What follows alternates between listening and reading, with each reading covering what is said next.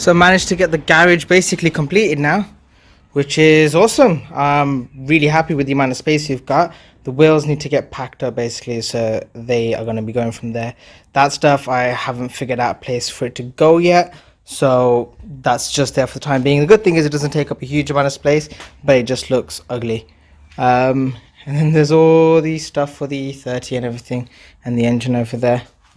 But up next is basically doing a quick service to the 6 Series, so let's bring that inside.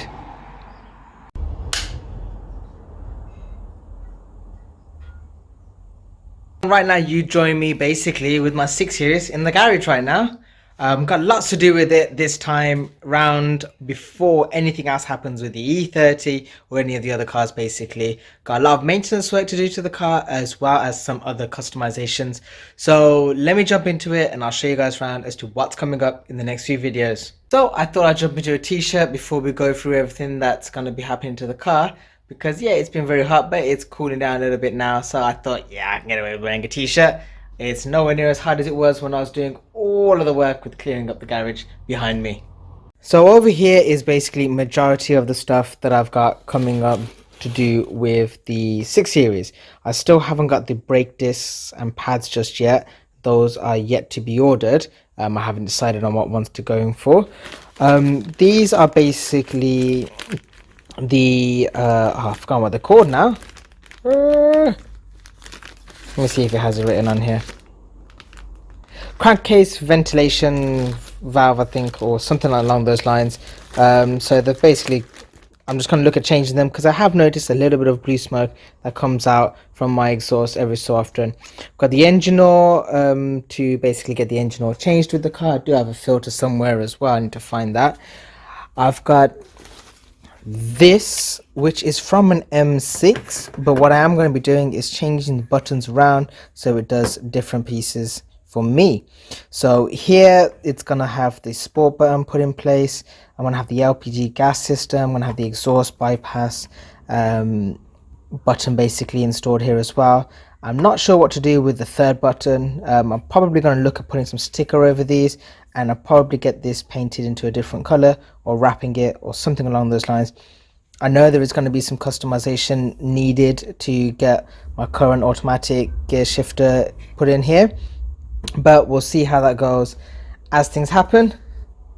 I've also got this, which is just a quick little thing to help jack the car up if I ever need to at any point. Can't remember what this is at the moment. I need to open that up.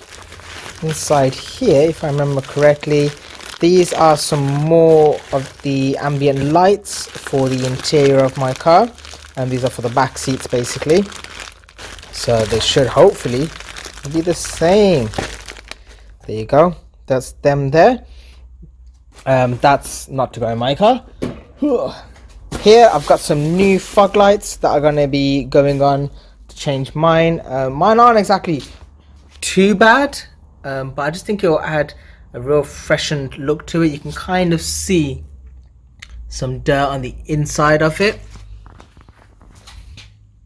This one as well. They're just really pitted up as well, and they're nowhere near as expensive as doing anything to the headlights, which I probably will do the auto glim restoration kit on while I've got the bumper off. Along with that, I've got, put this down somewhere, something very nice and fancy for me. If I can open it up right now to move a couple of things out of the way. So these are my new grills looking to be put onto the car, which are double slatted, so that's going to be replacing these here. So these are chrome at the moment. I like the way it looks when it's chrome, but at the same time I don't like the way it looks because the rest of the car has had the de-chroming done. So I thought, why not do it to the front of the car as well? And because I'm also going to be going for the twin slats as well, it's going to add a fresh and overall new look to the car, which should hopefully add a younger look to it, really make it look like a bit more of a modern car. Got a new number plate that should be getting put onto the car, privatized one, so that's in the works. Obviously waiting for the DVLA to sort all that out. Along with that, basically, that's majority of the work. I'm also going to be looking at doing the brake calipers. I'm going to be changing them, going to be painting them up basically when I'm doing all the brakes to the car. But right now I think it's important for me to start jacking the car up, getting it all ready for all the work that's about to be happening to it. So let's jump into the video. What I was actually going to start off by doing was getting the car jacked up, but before I do that, I thought it'd be a bit easier before the car's jacked up and a bit higher in the air to start removing some of the bits and pieces from the engine. So like the engine cover and things like that, just getting a bit more access over here. And then we can start looking at doing some other bits and pieces to the car.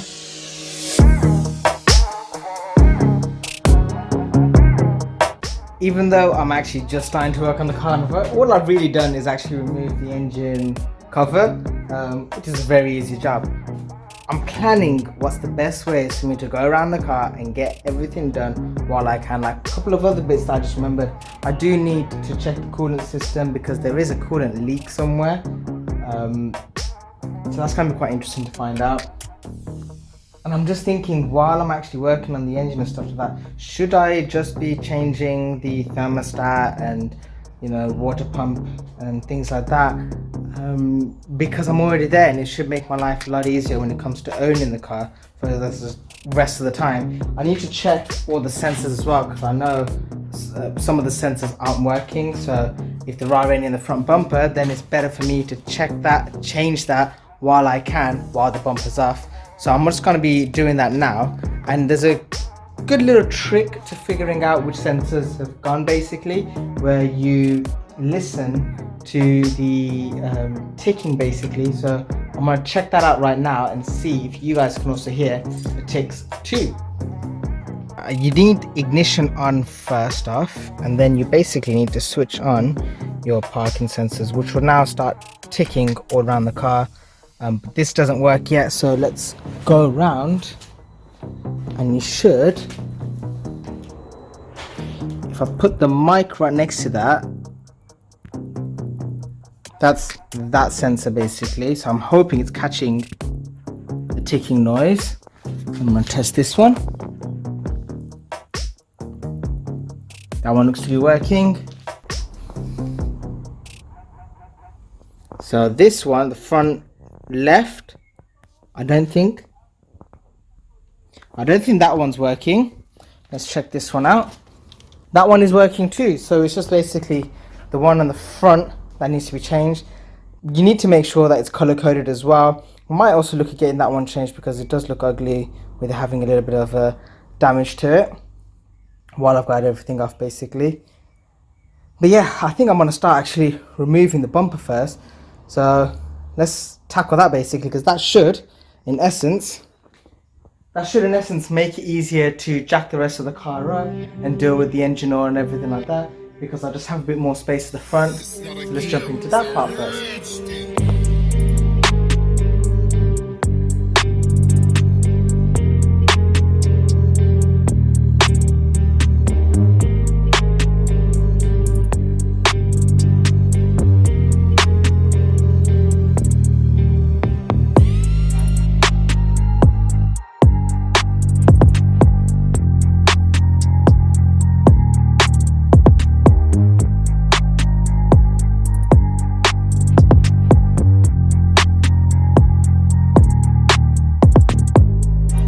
Right, let's pause YouTube real quick and let's talk about what I've just done. So remove the front bumper, a lot trickier than I thought it would be originally. So when it comes to, let me just, it takes a lot of removing around these plastics. So ended up removing, there's a 10 millimeter bolt here, 8mm, and there's two 8mm at the bottom, and there's two 8mm that hold this little flap. That's, hold on, this one here. From there you basically get to move this as much as you can back. There's an 8mm that just goes here and here, which you can see on the bumper here and here. So you need to remove those two. As you can obviously tell, you got to move the 7 at the top. and you had those extra few bits and pieces. So with these panel pieces just here, so you basically have to slide it across and then pop it out. So you've got the sliding part here and then the two popping bits on the side. This was fairly easy, just panel remover, pop these off here, which allows you to access those two other Torx bits down in the corner of the front fog lights. So that's that basically. The bumper has been removed. I think the whole thing was actually quite easy, apart from those two bolts that hold the bumper up on the corners. The rest of it is actually like a very easy job to do. I'm actually quite surprised how easy it is actually when I think about it, because it took ages to figure out how to get access to these two. Reason being is because when you're trying to get access to it, this little piece here, that little rubber piece there, let me see, that piece just there, that causes an obstruction to actually get to the 8mm just up here. So you kind of have to be creative about it. What I actually decided to do was I got a smaller 8mm, which basically just about fits past there, and then you can just basically take it off. If you have a full long length one, then it's too thick here and it ends up hitting there, which is what I had with this one. And this saved me when it comes to the last one. When I tried it out, I thought I wouldn't even have enough space, but it was actually much easier doing it with that. And yeah, that's how you remove the bumper. And now I'm going to look into removing the grille, which will be good. I have realized that this sensor has actually been completely unplugged this whole time, which is probably why it hasn't been working. So I'm going to need to basically remove that in a second as well and figure out what I'm going to be doing with it all. I'm actually seriously excited about seeing how this grille is going to look at the front end of this car, as well as doing the fog lights and everything like that, plus the new number plate that's going to get put onto the car. This car is going to be completely refreshed from how it was before.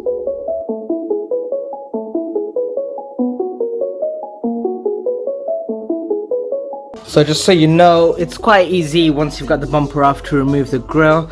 Better to do the bottom 3 first and then slide that bit out and then work on the top 4. But that's basically that part.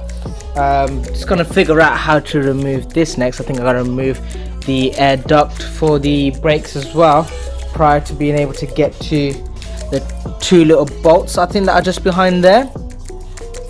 So let me go around and double check that. Yeah, so it's got a couple of bolts. You see the other side to it here. I think this is supposed to be the other way around, but I don't know. It just doesn't make sense that it's facing this way. So yeah, gotta get these off as well.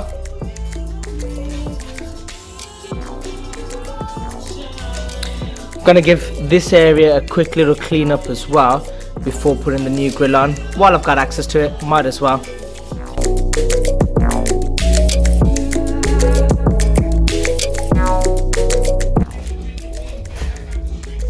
I'm not gonna lie, putting these grills back in is actually really hard work.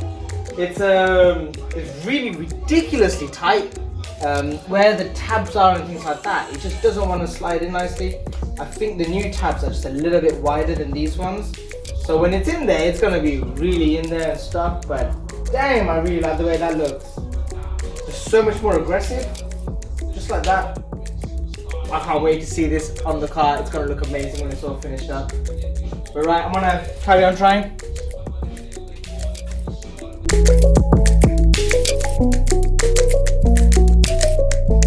So I've basically figured out the problem with the grills.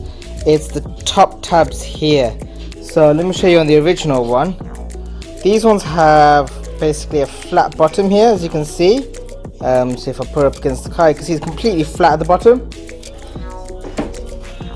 Whereas this one, it's got a little bit of a curve just here, if you can see it.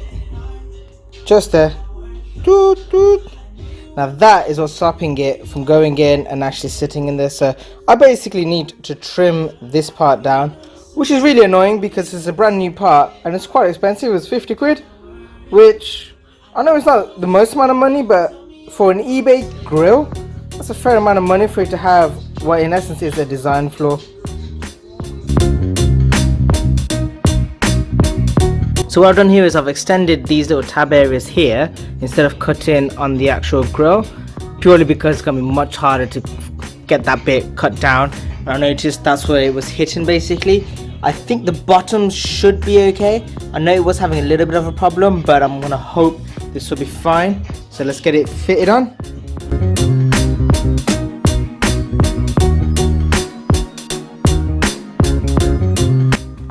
Wow. I am so impressed with how this looks right now. I don't think it's gonna come out clearly while the bumper's off the car on camera or anything like that, but if you were here in person, trust me, it looks amazing. It is hard work putting it on though. The extra like cutting, the drilling and everything like that. Luckily I have the Dremel. If I didn't have the Dremel, which is just over there to the side, this would have been pretty much a no-go kind of job for the average person, most likely, or if you have a drill or something like that. But if you're literally just thinking of pulling off the bumper and putting these on, that's a no can do. Probably, I don't know if there's a difference between the LCI bumper and the pre-LCI bumpers, if that's the reason why these don't fit in nicely. But this wasn't anywhere near as easy to install as I thought it would be. It's taking me much longer. I am going to look at doing the other side next, now that I know exactly what to do. And then I'm going to be looking at doing the front fog lights.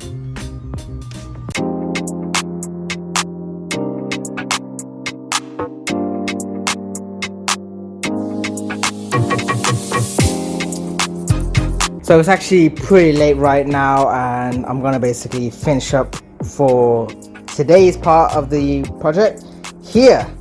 So up next, the next time you're gonna be seeing this, I'm gonna be working on the front fog lights, and then I'm gonna be moving the bumper all the way over here, keeping it somewhere safe, so we can actually continue on with doing the rest of the engine work to the 6 Series.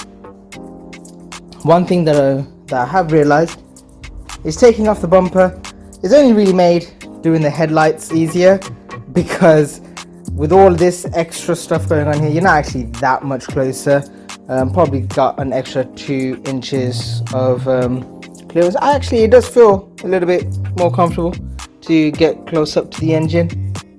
But yeah, that's a very tight engine bay with a lot of stuff going on, so that's going to be very eventful to do a service to. So yeah, that's today's vlog done. If you guys do want to join me for the rest of this build, you know, I'm trying to build the ultimate budget GT car. It's kind of just an idea while owning the car. It just come across to me that, you know what, building the ultimate GT car would be pretty sick, because I think this is probably one of the best budget cars you can actually get, you know. So once I finish with the car, I am going to go through everything that it's cost me, all the extra tips and good and bad bits about the car that I would recommend for other people to be aware of. But for the time being, I'm loving it. So, right guys, I'll see you guys in the next video. Peace out. Catch you later. Like, subscribe, comment.